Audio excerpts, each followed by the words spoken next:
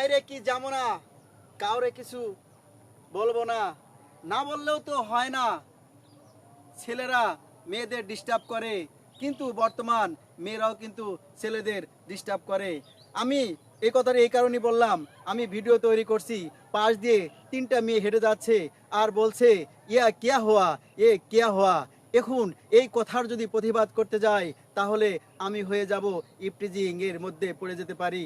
তাই তাদেরকে কিছু না বলে চুপ করে দাঁড়িয়ে থাকলাম আর ভাবলাম এতদিন শুনে এসেছি ছেলেরা মেয়েদের ডিস্টার্ব করে, আর এখন বাস্তবেই নিজেই ফেসে গেলাম সেই মেয়েদের কবলে।